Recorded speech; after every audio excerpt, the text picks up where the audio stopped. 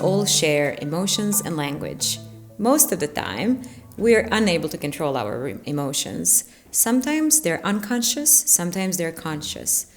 When we are aware of them, we use metaphorical expressions usually to talk about emotions, and this is because emotions are so abstract. What is interesting about these metaphorical expressions is they actually show a great variability across languages and cultures. Sometimes they're based on embodied experience, sometimes they may vary across languages. Interestingly, recent research shows that people also experience metaphors more emotionally than they experience literal language. English does not really distinguish where anger shows up in the body. English more or less assumes the body as a whole, and it regards the body as a container for anger and the emotions in general.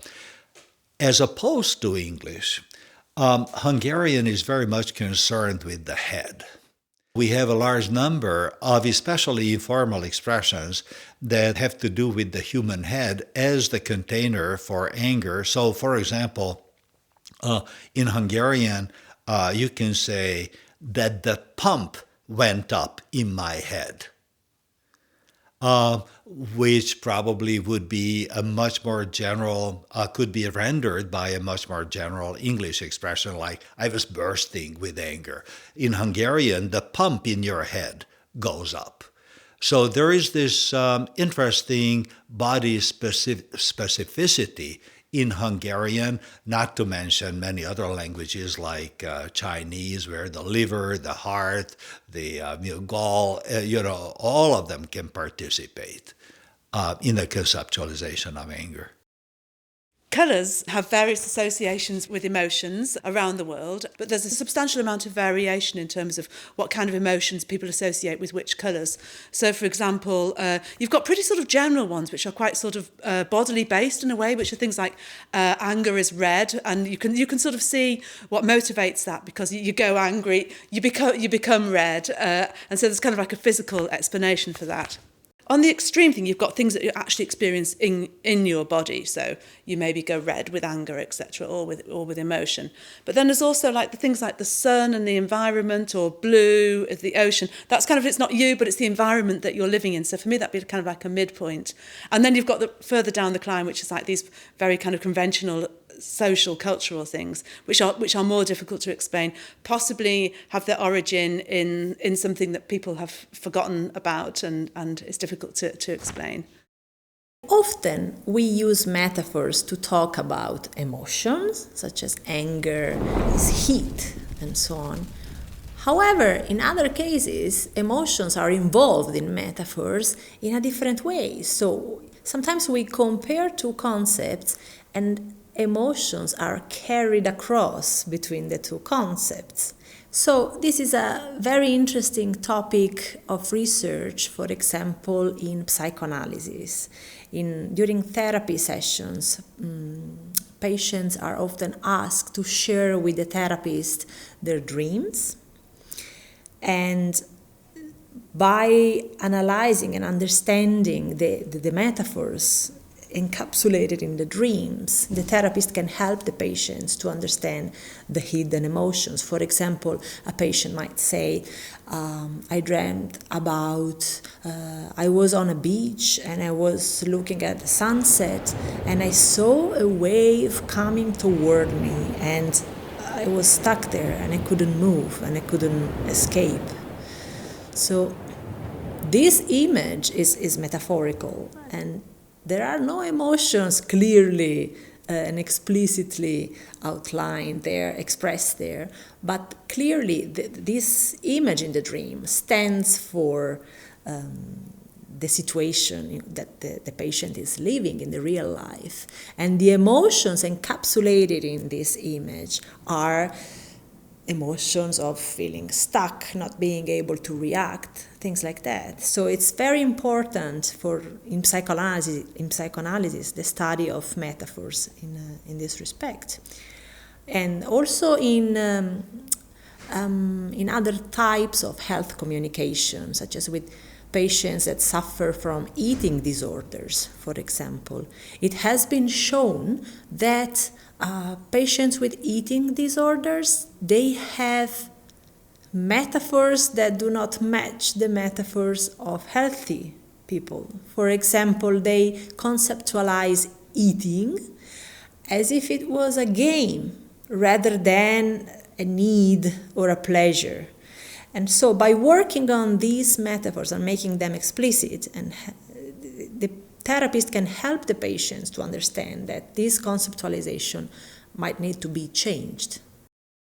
We know that metaphors are mappings between concrete and abstract concepts.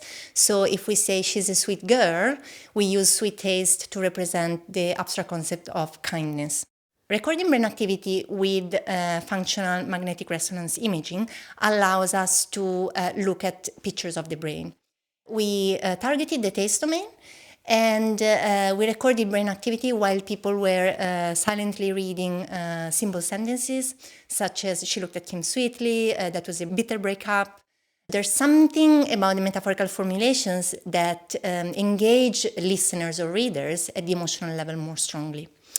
And we were able to replicate this finding with different types of metaphors that rely on different sensory domains.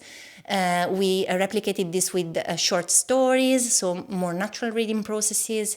We also replicated this with very boring sentences that had as little emotion as possible.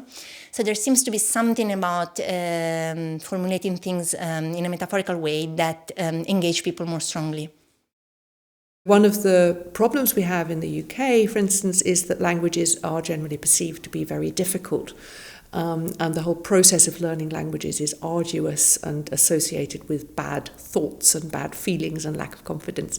So metaphors can become a way of firstly understanding what people feel about language learning, what they compare it to, but also can become a way of thinking about it in new ways. So one of the researchers on our team, Linda Fisher in Cambridge, she's been experimenting with metaphors that learners might choose, might come up with themselves, or that might be suggested to them. For example, you might think of language learning in terms of gardening. So perhaps language learning is like growing cress. So first you don't see very much, you don't see much progress, so you still have to keep going, so you have to be quite resilient. You might then think about watering it and nurturing it, and so this is very much like having to learn a little bit every day and take care of keeping that progress up. And gradually then you grow something that is both tasty and good for you. So language learning is fun and it's also beneficial. And you might then think, okay, well, I've grown cress very successfully. I could perhaps now move on to something bigger, carrots. And so then, having learnt the one language, you then might use that as the basis for learning another. There's this infamous visualization about the stand your ground law in Florida. The graph had inverted the y-axis, so more murders was actually further down on the graph.